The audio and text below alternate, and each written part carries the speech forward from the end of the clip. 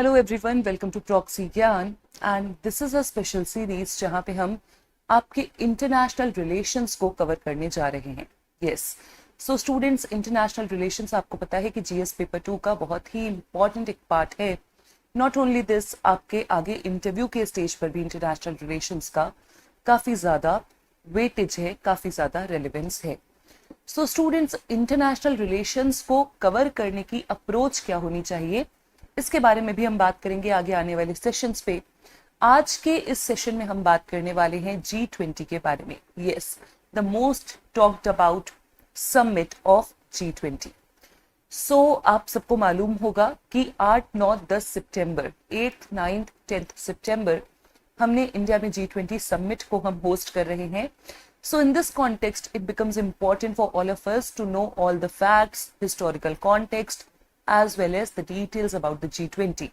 Summit में आगे क्या हो रहा है, समिट में क्या चल रहा है, क्या क्या स्टेप्स उठाए गए हैं, कौन कौन से इंपॉर्टेंट जो है इश्यूज को इंडिया ने पुश किया, अफ्रीकन यूनियन 20+1 यानी 21st मेंबर बना, इन सब के बारे में इसी वीडियो के पार्ट 2 में हम बात करेंगे।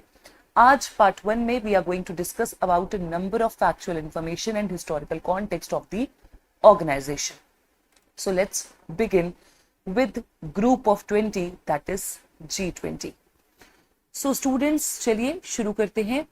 And before we start, you have to do what? You have to subscribe to our Telegram channel for the latest updates and the latest class का link, latest videos and all the initiatives taken by Proxy Gyan for all of you. So Telegram group की detail आपके सामने है, आपको Telegram group को join कर लेना है। चलिए शुरू करते हैं स्टूडेंट्स।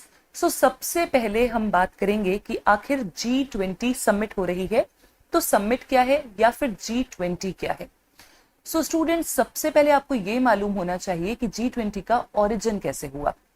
ओरिजिन जब इसका हुआ तो तब ये फाइनेंस मिनिस्टर की गैदरिंग था। Yes, it was an organisation which used to host the finance ministers of various member countries. But over the period of the time इसका रेलिवेंस बढ़ता गया और अब G20 समिट के बारे में आप पढ़ते हैं। जब आप समिट को हिंदी में देखते हैं तो आपने न्यूज़पेपर्स में देखा होगा शिखर सम्मेलन या फिर शिखर वार्ता इसे कहा जाता है। शिखर वार्ता कहने का मतलब क्या हुआ? मतलब ये हुआ, नाउ जो शिखर के लेवल के लोग हैं यानी head of states, they are going to meet under G20 forum and going to discuss about the multilateral world. So now the thing is this, that the head of the states are going to meet and G20 summit और बाकी meetings में भी यही difference है कि meetings में अलग अलग लोग आए, अलग अलग मुद्दों पे बातें हुई, बट यस, समिट में हेड ऑफ स्टेट्स आए हुए हैं या हेड ऑफ स्टेट्स आते हैं। जैसे कि अभी भी आपने न्यूज में देखा जो बाइडन आए हुए हैं। उसके अलावा चाइना और रूस ने तो मना कर दिया कि भाई हम नहीं आएंगे, बट उसके अलावा भी बहुत सारे हेड ऑफ स्टेट्स आपके सामने आए हुए हैं। तो एक बात और हमने इस बार नोटिस की, वो ये नोटिस की कि ना सिर्फ मेंबर कंट्रीज के अध्यक्ष बट बहुत सारे विजिटिंग मेंबर्स के भी अध्यक्ष इस समय इंडिया में मौजूद हैं, इंडिया आए हुए हैं। Okay, so I hope it is clear that G20 summit is the highest decision making body or highest level of decision making body. Okay, now dear students, this G20 summit is going to help us in understanding a lot of important points.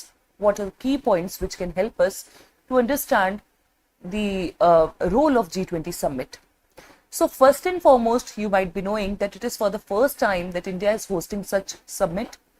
Delhi का जो हाल है, प्रगति मैदान के जो इस समय आपने हाल देखे हैं वो बिल्कुल ही बदल चुके हैं और एक अर्बन इकोसिस्टम डेवलप किया जा रहा है for like welcoming the guest from various Nations.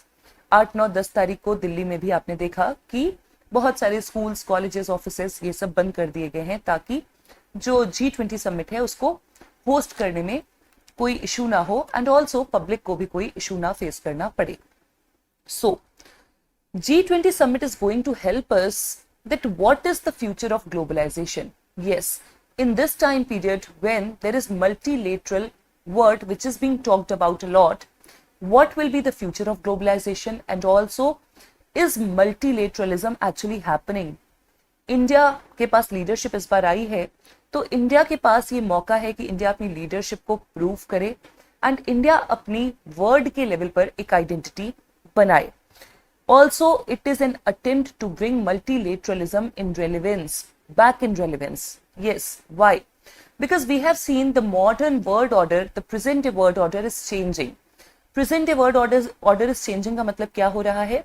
इस समय हमने देखा है कि बहुत सारे रीजनल ऑर्गेनाइजेशंस जो हैं वो अपने अपने बातों को, अपने अपने इश्यूज को अलग अलग फोरम से रख रहे हैं. इस समय जब हमारे पास फ्रेगमेंटेड वर्ल्ड ऑर्डर हमें देखने को मिल रहा है, G20 इज अ प्लेटफॉर्म जहां पे बहुत ज्यादा लेवल का रिप्रेजेंटेशन हो रहा है in terms of population, in terms of world trade, in terms of world GDP. So yes, 20 important member countries are there which are the part of the summit, and this is a platform जहां पे वो world order को fragment होने से रोक सकते हैं और एक यूनाइटेड वर्ल्ड ऑर्डर को आगे पुश किया जा सकता है. And along with that, all eyes on India and the performance of India. I hope it is clear to all of you. तो let's begin and let's try to understand the origin of G20. अब ये G20 का origin कैसे होता है? So student, सबसे पहले तो ये G20 जो है, ये ग्रुपिंग आपकी 1999 में एस्टैब्लिश होती है एंड इट इज नॉट कि एकदम से G20 आपको देखने को मिला. हमें थोड़ा हिस्ट्री में पीछे जाना पड़ेगा. जब सेकेंड वर्ल्ड वॉर खत्म होता है, सेकेंड वर्ल्ड वॉर खत्म होने के बाद हमने देखा कि वर्ल्ड एकदम से यूनिपोलर बनने लगा, राइट? यूनिपोलर वर्ल्ड हमने देखना शुरू किया. कोल्ड वॉर हुआ सेकेंड वर्ल्ड वॉर के बाद एंड देन हमने देखा कि यूनिपोलर वर्ल्ड स्टैब्लिश होने लगा. जब यूनिपोलर वर्ल्ड स्टैब्लिश होने लगा या उससे पहले भी सेकेंड वर्ल्ड वॉर के बाद, there was a thing which was getting very much popular, that was liberal economic order.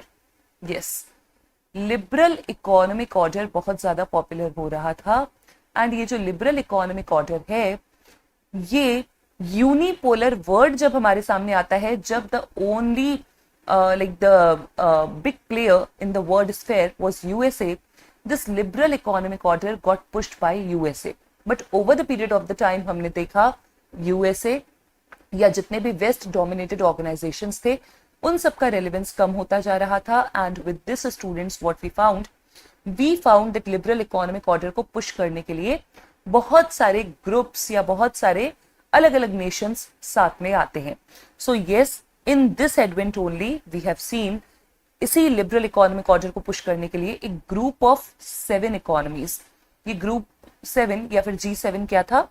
ये नॉर्थ की इंडस्ट्रियलाइज्ड वर्ल्ड के रिप्रेजेंटेटिव्स का ग्रुप था. वो सारे देश जो कि इंडस्ट्रियलाइजेशन देख चुके थे, इन नेशंस का एक ग्रुप था G7 जिसकी स्थापना होती है. And over the period of the time हमने देखा कि G7 G20 में तब्दील हो गया, G20 में कन्वर्ट हो गया. कैसे कन्वर्ट हुआ? 7 से 20 कैसे बना?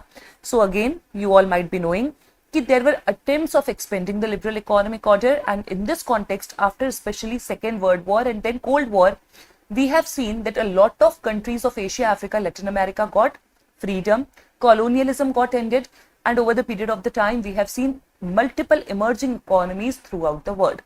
These emerging economies now came in consonance or in cooperation with G7, and इसकी membership expand हुई और G20 में हमें 20 टॉप लीडर्स देखने को मिलते हैं, 20 टॉप मेंबर कंट्रीज देखने को मिलते हैं. ओके, नाउ एक बहुत इंपॉर्टेंट डेवलपमेंट अभी जब तक ये मैं वीडियो आपका रिकॉर्ड कर रही हूं हो चुका है, वो ये है कि it has become G21. Yes, with the entry of African Union. Students, India was pushing African Union की membership and African Union now is a permanent member of G20, or African Union itself is an organization which is a group of 55 countries. So African Union की सदस्यता अपने आप में एक बहुत बड़ा achievement है इंडिया के लिए, because India was pushing South cooperation, global South cooperation, and what better can be than African Union to push this South cooperation ahead. Right? So again it is expansion and ये historic movement India की आपको धरती पर देखने को मिला जब G20 meet India पर हो रही है, चल रही है अभी. ओके, चलिए तो ये कुछ ओरिजिन है जो कि आपको समझ में आ गया होगा। एंड अगर हम ओरिजिन की बात करते हैं तो ग्लोबल फाइनेंशियल क्राइसिस इसके पीछे थी, जब सारी वर्ल्ड इकोनॉमीज एक साथ आने के लिए हमें बहुत ज्यादा अग्रसर दिखती हैं, बहुत ज्यादा इंटरेस्टेड दिखती हैं। सो एक बार हम सारी कंट्रीज को देख लेते हैं और कंट्रीज को याद कर लेते हैं, क्योंकि कंट्रीज को याद करना इंपॉर्टेंट है आपके लिए। So let's just not only read but also remember the countries of G20. So students, G20 का मतलब है सबसे पहले, G20 का मतलब है सबसे पहले 19+1. Yes, 19+1 आपका जो है वो है European union, which is again a union of member countries. और जो 19 कंट्रीज हैं इसकी अगर हम बात करें, so it will be G7 plus BRICS plus मैंने एक कोड बनाया है आपके लिए, AASSIT A of other 7 countries, AASSITM and then plus obviously European union. ठीक है जी, एक बार इसको देख लेते हैं ये क्या है। G7 में आपकी 7 टॉप इकोनॉमीज आ जाएंगी जो कि आपको याद होगा, विच आई एक्सपेक्ट कि आप सबको याद होगा। That is UK, just a minute,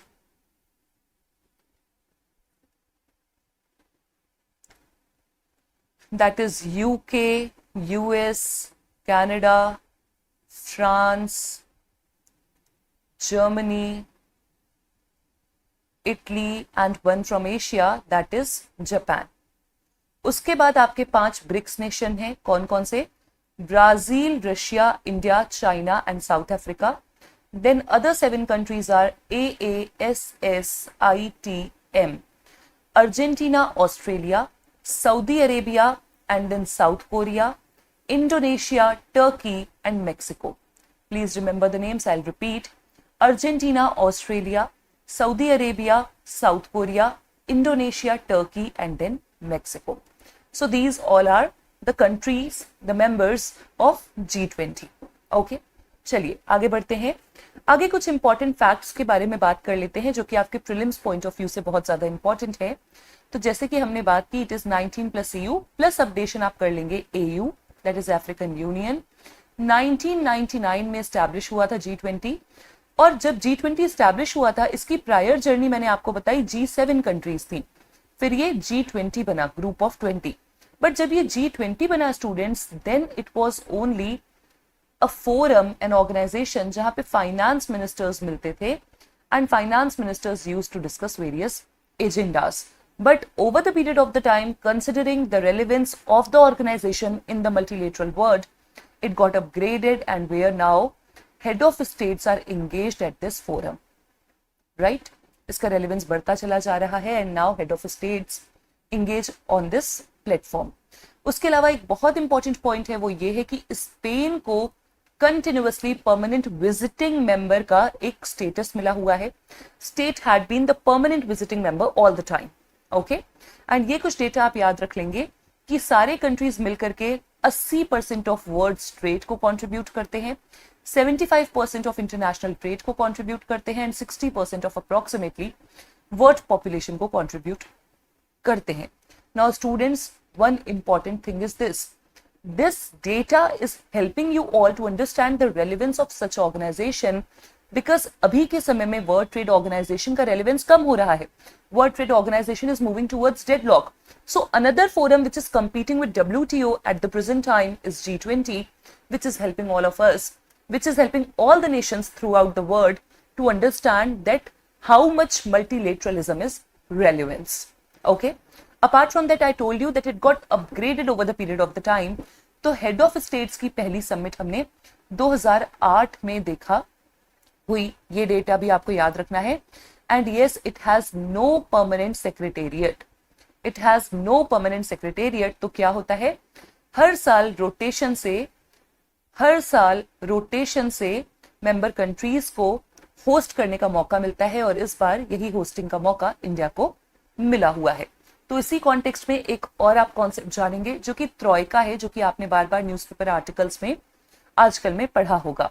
ट्रॉइका क्या है? Troika is a concept of 3 nations, group of 3, who are 3, not actually G3 but group of 3 within G20. What is Troika?